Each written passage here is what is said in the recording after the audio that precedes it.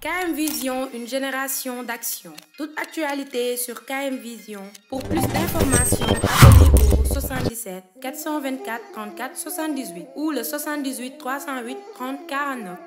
Bonsoir à Monsieur le maire de la commune de Keur Madiabel, à Monsieur le président de la commission de l'éducation, à Monsieur les professeurs, à Monsieur les représentants des différentes universités, chers camarades élèves, honorables invités. C'est un plaisir pour moi de représenter le président Elhadji Momar Diago, qui est absent pour aujourd'hui. Et je voudrais commencer par vous remercier de votre présence, encore nombreux ce soir, qui témoignent votre engagement. Donc on vous souhaite une bonne chance et bon courage. Voilà des applaudissements maintenant pour Demoiselle Lo.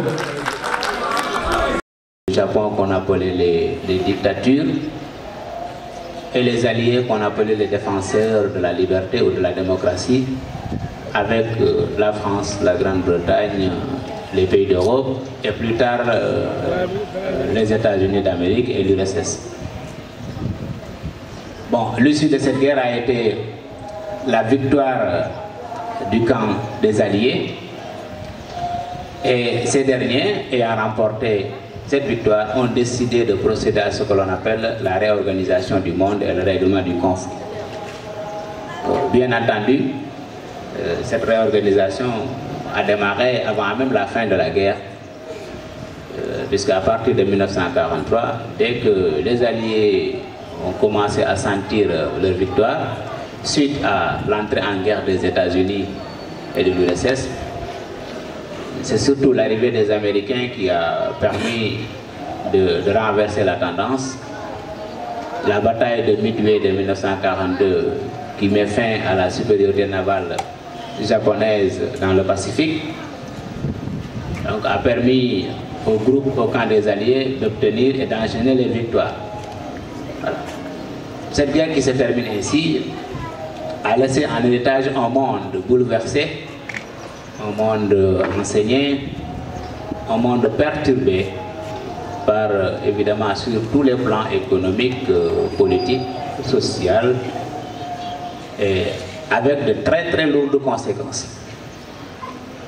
Naturellement, ce fut un hécatombe.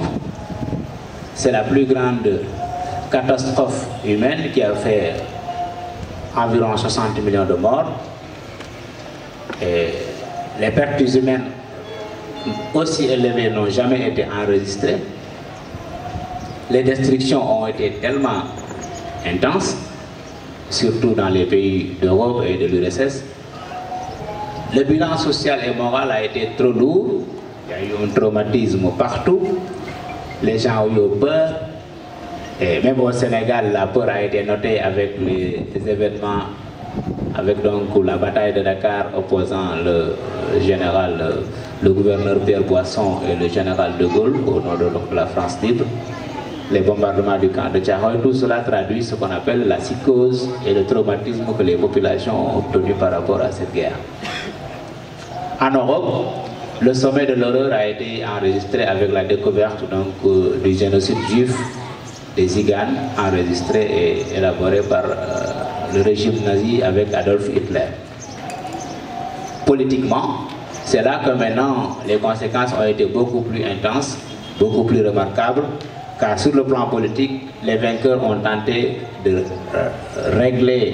réglementer le monde en mettant en place un nouveau système d'organisation et d'administration du monde. À cette occasion, des conférences dites interalliées avaient été organisées, d'abord à Téhéran, qu'on appelle la conférence de Téhéran. Ensuite, il y a eu la conférence de Yalta et la conférence de Potsdam, qui sont donc les trois rencontres majeures.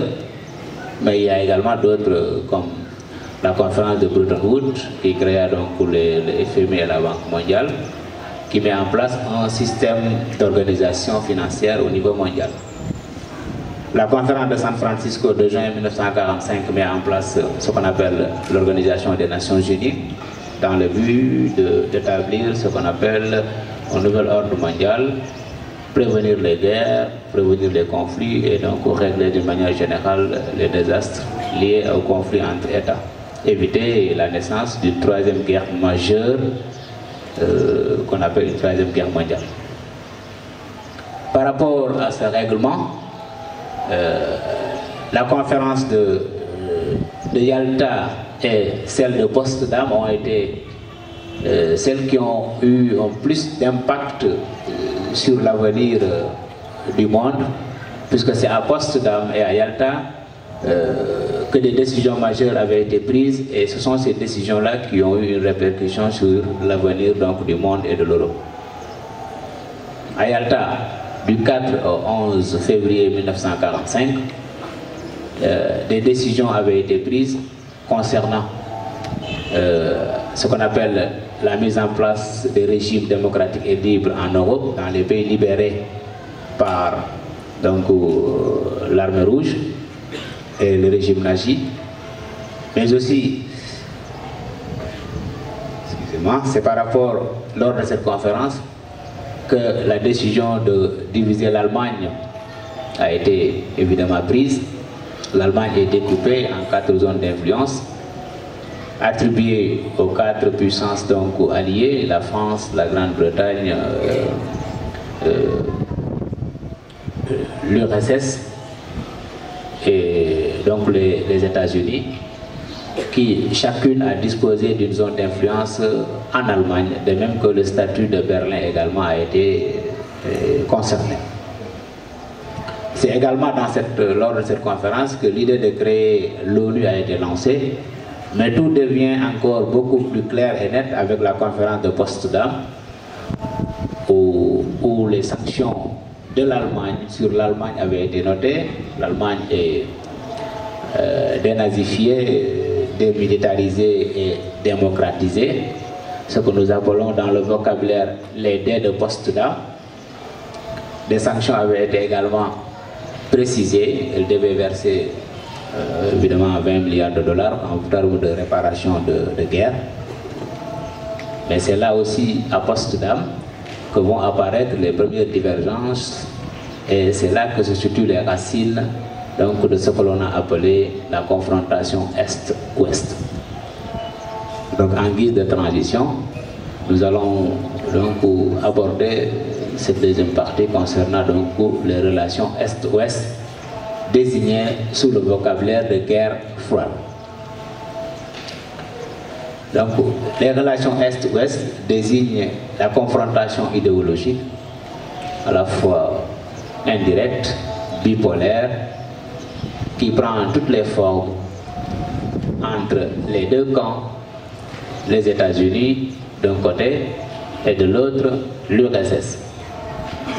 Les États-Unis avec leurs alliés d'Europe, l'URSS avec les États satellites qui ont donc été largement influencés par le communisme dès les années 1940. Donc ces rapports, ces relations conflictuelles idéologiques entre les deux superpuissances qui sont sorties très puissants, renforcés de la Deuxième Guerre, ont mis en place ce qu'on appelle des systèmes d'administration et des systèmes d'organisation qui étaient très différents. Les États-Unis d'Amérique, leaders du monde capitaliste, étaient totalement opposés aux pays communistes, avec à leur tête l'Union des républiques soviétiques et socialistes. Maintenant, nous n'allons pas tout à fait entrer dans les détails de ces relations. Nous allons juste montrer que, d'abord, quels sont les caractères de cette guerre. Donc la guerre a été une guerre globale d'abord. Quand on parle de guerre froide, c'est une guerre bipolaire. Une guerre bipolaire. Une guerre qui a également été une guerre multiforme. Une guerre indirecte, mais surtout une guerre idéologique. Émaillée par des crises, avec maintenant des périodes de forte tension qui ont alterné avec des moments d'apaisement. Donc, les caractéristiques de cette guerre sont là. Ce n'est pas une confrontation directe. Jamais de 1945 à 1991, les États-Unis d'Amérique et l'URSS ne se sont affrontés directement au plan militaire ou dans un autre terrain. Maintenant, après les caractères, les caractéristiques de cette guerre, on s'intéresse maintenant aux origines. Comment on est arrivé à cette rupture? Comment les États-Unis d'Amérique et l'URSS, qui étaient alliés pendant la Deuxième Guerre, sont devenus juste après de véritables ennemis que tout séparait. Bien entendu, ils ont été les leaders du camp allié et leur arrivée dans la guerre a été décisive. L'URSS a permis de diminuer les forces du Japon, l'ouverture d'un autre front à l'ouest et à l'est. Les États-Unis ont apporté un soutien en matériel, en soldats consistant et ont permis aux Alliés de remporter la guerre. Aux différents intervenants, la question portant sur les facteurs de la décolonisation. Alors, les facteurs de la décolonisation, on peut avoir deux, ce qu'on appelle la typologie des facteurs. On peut avoir les facteurs internes et les facteurs externes. Alors, facteurs internes, ce sont les facteurs qui interviennent directement dans la colonie, ou bien des facteurs qui interviennent directement dans les colonies. Facteurs externes, maintenant, sont des facteurs qui sont en dehors de la colonie, ou bien en dehors des colonies. Je vais donner des exemples. Par exemple, facteur externe de la décolonisation. On peut dire l'impact de la Seconde Guerre mondiale qui a affaibli les empires coloniaux tels que la France, tels que l'Angleterre, et qui a permis l'émergence de puissances telles que les États-Unis d'Amérique et l'Union des républiques socialistes et soviétiques. Ça, on peut le considérer comme un facteur externe. Un autre facteur externe, c'est-à-dire c'est la position de l'ONU.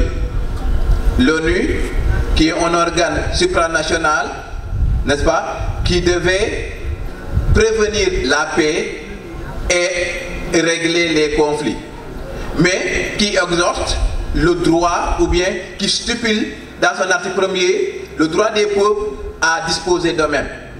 Là aussi, on peut le considérer comme un facteur externe.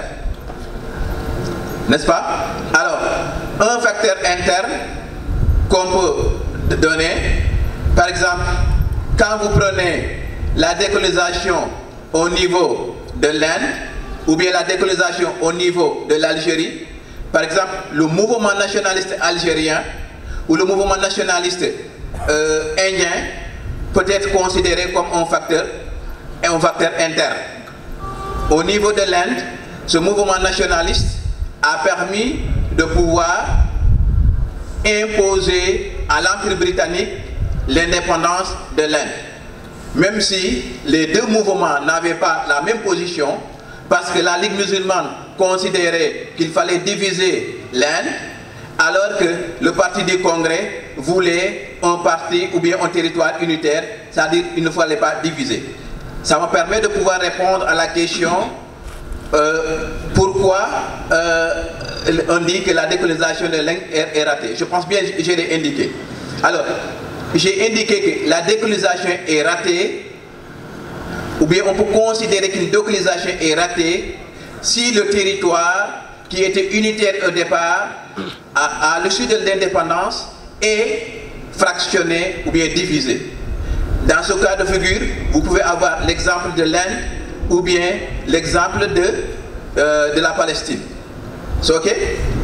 Alors, le cas de Gandhi. Gandhi, sa particularité, c'est que Gandhi a été un combattant infatigable de la non-violence. Et qui n'a jamais voulu que l'Inde soit divisée. Et c'est pourquoi, lorsque en 1947, la partition de l'Inde était déjà actée, n'est-ce pas? Lui, il a préféré faire la grève de la faim pour pouvoir montrer sa désapprobation, n'est-ce pas, son refus de la division de l'Inde. Et maintenant, ça veut dire qu'il a été assassiné par un adversaire, sinon disons par quelqu'un qui considérait, comment dire, que la division de l'Inde peut-être était la meilleure chose. C'est ça ce qu'il y a à comprendre. Alors, concernant maintenant la position des États-Unis par rapport à Israël, ce qui est important, c'est de comprendre quelle est la place des Juifs dans l'administration américaine. Ce qui est intéressant, c'est de comprendre que les Juifs, ça a une place fondamentale, importante dans l'administration américaine. Ce qui fait que, quel que soit le régime en place, ils sont obligés, n'est-ce pas, de collaborer, de soutenir le jeune État israélien. Et c'est pourquoi, pour certains spécialistes, Israël constitue le chouchou des Américains. Alors, la dernière chose que je voudrais aborder, c'est par rapport à la guerre en Ukraine. C'est-à-dire quel est le lien qu'il faudra faire entre la guerre en Ukraine et la guerre froide. Alors, pour la guerre en Ukraine, ce qu'il y a à retenir, c'est que au niveau de l'Ukraine, les Russes se sont intervenus parce qu'ils considèrent que c'est en Ukraine que l'OTAN veut installer, n'est-ce pas, une base militaire. De ce point de vue, ça peut être compréhensible. D'autant plus que M. Ba a abordé, et peut-être il reviendra sur cela, que lors de la crise de Cuba, lorsque les Soviétiques ont installé des missiles au niveau de Cuba, qui avaient une portée de 2000 km, c'est-à-dire qu'ils pouvaient atteindre directement Washington, Kennedy a exigé qu'on puisse lever ces missiles. La même chose également, on peut considérer que Poutine a raison que l'Ukraine ne puisse pas constituer une base pour l'OTAN. Mais du point de vue juste du droit et de la liberté des peuples, est-ce qu'on peut empêcher aux Ukrainiens de choisir un système ou bien une alliance de leur choix? Là aussi, ça pose problème. Mais ce qui est intéressant de retenir, nous sommes dans ce qu'on peut appeler la géopolitique. C'est-à-dire ce sont des questions qui lient les superpuissances et qui ne s'intéressent qu'à leurs intérêts. Pour la Russie, son intérêt, c'est de pouvoir garder ce qu'il avait mis durant la Seconde Guerre mondiale, ce qu'on appelle un glacis défensif. Parce que ce sont des territoires frontaliers de l'URSS qui constituaient son glacis défensif. Et c'est ça ce que la Russie veut maintenir. Et c'est pourquoi vous pouvez faire le lien entre l'OTAN, n'est-ce pas, et le pacte de Varsovie. L'OTAN qui est une alliance militaire et le pacte de Varsovie qui est l'alliance militaire la plus achevée, n'est-ce pas, des pays communistes. Bien vrai qu'aujourd'hui, ces pays communistes, le pacte de Varsovie, ça n'existe plus. Mais le Poutine veut toujours s'assurer qu'une base militaire ne puisse pas être instaurée au niveau de l'Ukraine et qu'il ne menace pas directement son pays. Alors, maintenant, la dernière question, c'est-à-dire quelle est la place de cette guerre de l'Ukraine dans la situation mondiale? Bon, il me semble que si nous suivons bien l'actualité, nous savons que cette guerre en Ukraine affecte directement, par exemple, nos pays, les pays africains. Puisque le président du Sénégal, président en exercice de l'Union africaine, s'est déplacé pour indiquer qu'il y a un problème dans l'obtention du blé et de l'engrais. N'est-ce pas? Alors, donc, la Russie et l'Ukraine constituent des bastions importantes, n'est-ce pas, en termes de céréales. Donc, une instabilité survenue au niveau de ces pays aura des répercussions directes à l'échelle mondiale. Il me semble que ça, c'est qu'il y a à retenir. Et c'est ce que vous aviez, par exemple, c'est-à-dire le lien qu'il fallait faire avec l'Allemagne. D'autant plus que l'Allemagne, c'est un pays qui est très dépendant par rapport au gaz russe. Et maintenant, c'est pourquoi les sanctions que l'OTAN avait voulu au départ imposer contre l'Allemagne, contre la Russie autant pour moi, l'Allemagne n'était pas en phase. C'est qu'il a indiqué qu'il faut attendre le mois d'automne pour qu'il puisse se départir complètement du gaz russe. Et aujourd'hui, l'Allemagne est dans la diversification, c'est-à-dire essayer de diversifier les partenaires. Alors, M. Bach va répondre les autres questions ou bien revenir et repréciser ce que j'ai déjà indiqué. Allez-y. Je vais donc aller dans le même sens, essayer de continuer. D'abord par rapport à la mondialisation, l'impact de cette guerre en Ukraine sur l'établissement des rapports au niveau mondial. Retenir qu'une guerre à l'époque contemporaine, dans un monde aussi interconnecté, comme on l'a dit dans la définition, nous sommes dans un système. Tout ce qui affecte un élément va affecter les autres simultanément et progressivement. Le monde est ainsi établi. Une guerre en Ukraine a forcément des répercussions sur le fonctionnement de l'économie mondiale. Ces répercussions sont d'ordre économique purement, puisque là on parle de questions d'économie, mais il y a également d'autres répercussions, donc répercussions au niveau diplomatique ou politique. Déjà, des sanctions politiques avaient été déjà prises à l'encontre de la Russie. Il y a une division au sein de l'Union européenne. Les pays de l'Union européenne ne parlent pas le même langage. Donc déjà, ça sont des répercussions en termes de gouvernance politique des grandes puissances. Mais au plan économique, la guerre en Ukraine a eu des impacts. D'abord, il y a ce qu'on appelle une perturbation des chaînes d'approvisionnement. La Russie, principal fournisseur de gaz, l'Ukraine, principal fournisseur de blé et d'engrais. Et les pays d'Europe, comme l'Allemagne, sont largement dépendants par rapport à ces deux éléments. Mais les pays d'Afrique aussi et d'Amérique en sont vraiment des États dépendants. À noter que la crise a déjà affecté beaucoup de nos pays en Afrique, notamment le Sénégal ici, ce qui explique d'ailleurs la visite du président Macky Sall récemment en Ukraine. Donc économiquement, la guerre en Ukraine est en train de perturber les chaînes d'approvisionnement, menaçant ainsi donc la quiétude du système économique mondial. Et avec cette mondialisation, les conséquences évidemment progressent généralement sous forme de taches d'huile. Certaines conséquences, certaines répercussions peuvent être ressenties en Europe, mais des séquelles et des rebondissements peuvent donc atteindre l'Afrique et l'Amérique.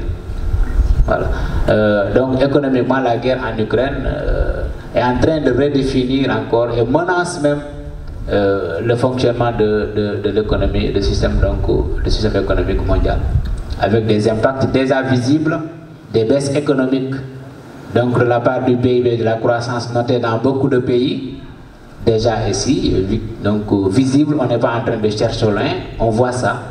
Dans nos pays en voie de développement, nous constatons déjà la hausse de certains prix de denrées, donc là aussi ce sont des conséquences. Et cela aura une répercussion par rapport, l'approvisionnement va manquer ou bien sera ralenti, les flux de commerce vont également changer et les échanges entre les pays d'Asie et les pays d'Europe peuvent également être modifiés et perturbés, et les rapports entre les pays dans le cadre de ce qu'on appelle la gouvernance mondiale, la Russie qui fait partie donc des BRICS, deuxième élément, donc un groupe de pays qui est en train de monter en puissance dans le système mondial, l'Ukraine qui est un État qui juste était un ancien État donc de l'URSS indépendant, et qui maintenant est de plus en plus est très rapproché par rapport au monde libéral, est en train maintenant de créer une coupure, une sorte de rupture entre donc, les pays d'Europe et donc, la puissance qu'est la Russie.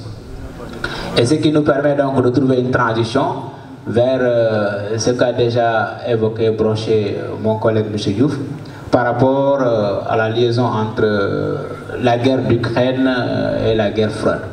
Rappelez que l'Ukraine faisait partie des pays qu'on appelait les États satellites de l'URSS, bien qu'étant reconnu, accepté par la Russie comme étant indépendant.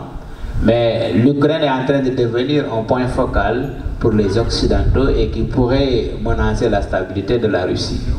Et dans un contexte marqué par donc, ce qu'on appelle la méfiance, Vladimir Poutine étant très nostalgique de l'ancienne URSS qui était très puissante, est en train donc de vouloir rétablir cette ancienne puissance qu'est l'URSS, et tout en se méfiant donc de l'influence des Occidentaux aux alentours donc, de son environnement. C'était juste ça.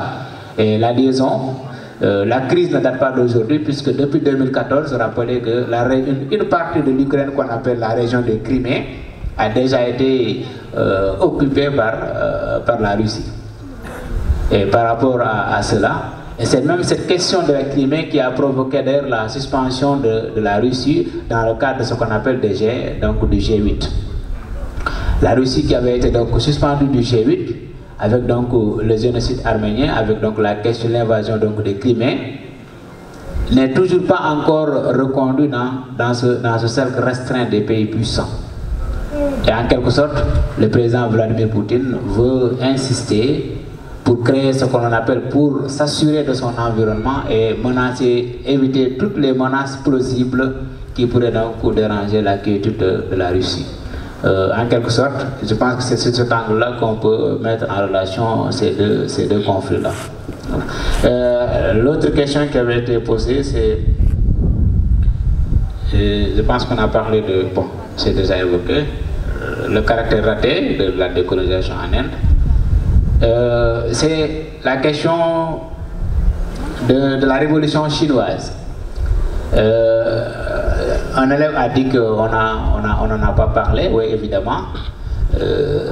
J'ai juste annoncé cela dans les crises qui ont eu lieu dans la première phase de ce qu'on appelle la guerre froide chaude. Ce qu'il y a à retenir dans la révolution chinoise, c'est qu'il s'agissait là donc d'une longue guerre, d'un long processus qui a démarré dans les années 1911 avec l'arrivée au pouvoir donc des premiers révolutionnaires sous la conduite de Sun Yat-sen, et ensuite Yuan Shikai, et finalement la confirmation de Chiang Kai-shek, qui a ouvert donc une période de guerre civile entre les nationalistes et les communistes. Maintenant, cette révolution a vu l'implication américaine et soviétique, et le résultat final, c'est la victoire des communistes dirigés par Mao.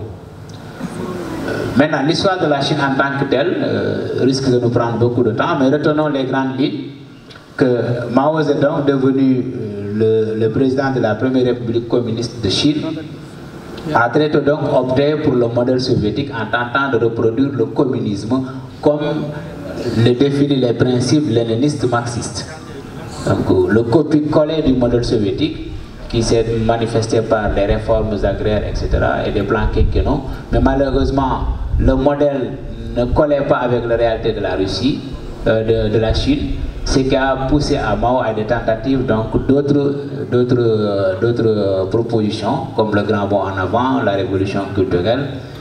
Et ces initiatives de Mao qui visaient à mettre en place un socialisme à l'original ne donnaient pas les résultats vraiment attendus. Certes, il y avait des améliorations, mais les problèmes persistaient et les difficultés étaient donc de plus en plus notées. Et c'était des épisodes très catastrophiques puisque des millions de personnes ont perdu la vie avec le grand bond en avant, La révolution culturelle également a perturbé la quiétude donc, du pays pendant des années, provoquant donc l'emprisonnement, l'arrestation et même la mort d'un leader, Louis Chaki, en prison. Et finalement, c'est des épisodes très difficiles qui ont coïncidé avec la règne de Mao. Maintenant, à la mort de Mao en 1976, lui qui a totalement opté pour le socialisme, même s'il a rompu avec l'URSS, il a continué dans le modèle socialiste en tentant de mettre en place ce qu'on appelle un système socialiste original à la Chine. Et comprenant que maintenant le monde allait dans le sens donc, de la mondialisation, dans ces dernières années, Mao a commencé ce qu'on appelle une ouverture de la Chine vers le monde occidental. Ce programme d'ouverture sera donc continué et poursuivi par celui qu'on appelle Deng Xiaoping, qui est venu avec la modernisation, qui est venu donc avec le pragmatisme, mais qui est venu donc avec ce qu'on appelle un nouveau système, celui qu'il a appelé donc le système donc socialisme de marché, associant les éléments du socialisme et les éléments donc du capitalisme. Avec donc sa célèbre phrase qui disait donc peu importe que le chat soit gris ou noir, l'essentiel est qu'il puisse nous apporter des souris. Voilà. C'est avec l'arrivée de Deng Xiaoping que la Chine est devenue un État moderne et c'est là que commence le processus de croissance économique qui a conduit aujourd'hui à la situation très développée de la Chine, faisant de ce pays-là donc un État très développé, avec d'ailleurs une position de deuxième puissance mondiale. Vous avez valsé juste vers nos géants professeurs, comme je l'ai dit d'habitude, chers camarades. Ce sont les mêmes professeurs qu'on trouve dans les salles de classe et ce sont les mêmes professeurs qu'on trouve en quelque sorte dans les activités péri- et parascolaires. Donc vraiment, qui ont l'objectif de former et donner un peu de mire aux élèves et vraiment donc de accompagner ces élèves donc, dans des moments vraiment obscurs. Donc on vous remercie nos chers professeurs et je demande des applaudissements à nos chers professeurs. Merci beaucoup. Donc je vais poser ma question qui va vraiment tourner autour de ma tête. Je ne pouvais pas comprendre pourquoi. Lors des référendums de 1958, on a vu que De Gaulle à 97,2, si je ne me trompe pas, Pourquoi c'est 87%? Ou bien les Sénégalais n'étaient pas donc conscients de leur situation? Ou bien ils étaient peur vraiment des conséquences que les Guinéens, c'est-à-dire le Guinée de Sékou Touré a. Donc je voulais vraiment des éclaircissements là-dessus. À nos chers camarades, je vous dis de comprendre parfois les élèves. Pourquoi? Parce que la prise de parole elle est très délicate. Comme le disait Nietzsche, la prise de parole publique elle est toujours délicate. Quand on lui demande pourquoi, on dit que on doit dire et on ne sait pas exactement ce que l'on doit dire. Et à partir du moment où on ne sait pas exactement ce que l'on doit dire, la seule certitude est qu'on doit dire. Donc réveillez les dire à moi, réveillez à vous de les dire Merci monsieur. Ma question se porte sur dans la décolonisation de l'Asie. Pourquoi les Anglais qui ont soutenu dès le début les IF d'avoir un foyer en Palestine, retournons à publier le livre blanc pour l'arrêt des IF en Palestine? Merci. En tout cas, j'ai une question à poser. Je veux vraiment savoir, c'est-à-dire quels sont les rapports qu'entretient-il la France et l'URSS pour la décolonisation des pays soumis? J'ai une question à poser. Je voulais savoir quel est l'impact des accords du camp David sur l'évolution de la guerre palestinienne. Ok, merci.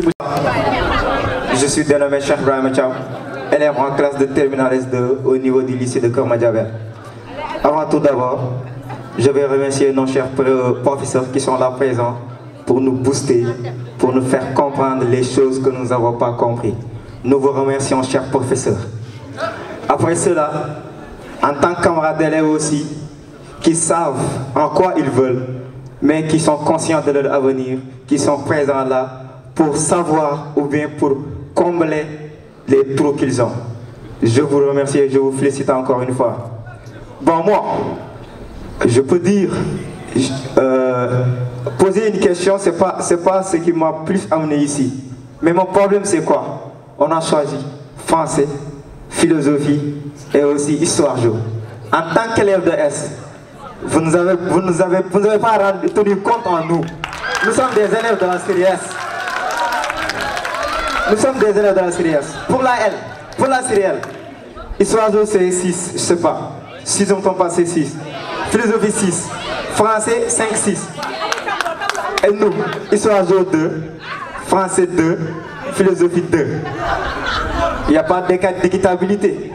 Il fallait introduire les SVT, les PC, mais aussi les mathématiques. Merci beaucoup. Merci, M. Cham. Permettez-moi d'abord de magnifier, comme l'a fait mes camarades, cette initiative qui vient de la part de nos frères étudiants. Merci beaucoup. Merci également à nos vaillants professeurs qui ont fait une excellente exposé. Donc je vais poser 2 questions. La première, d'abord j'ai vu dans un document, on nous a demandé de donner 2 causes de la guerre de Corée. Ils ont dit d'abord c'était pour réunifier le pays que la Corée du Nord avait attaqué, la Corée du Sud. Ils ont demandé une autre cause. Donc pourquoi la Corée du Nord avait attaqué la Corée du Sud? La deuxième question c'est pourquoi la communauté internationale ne parvient toujours pas à régler cette question palestinienne-là? Depuis 1993 ou bien 90, ils sont en train de faire des rencontres, des réunions pour trouver une solution, mais toujours ça persiste. Donc nous voulons savoir quel est exactement le problème. Pourquoi ils ne parviennent pas à régler cette question-là? Donc merci beaucoup, c'était les questions. Traîner les émotions sanglantes de Sétif et également en Kabylie. L'autre question, je veux des explications par rapport aux accords de Wayne-Peloton et aux accords de Sharm el-Sheikh.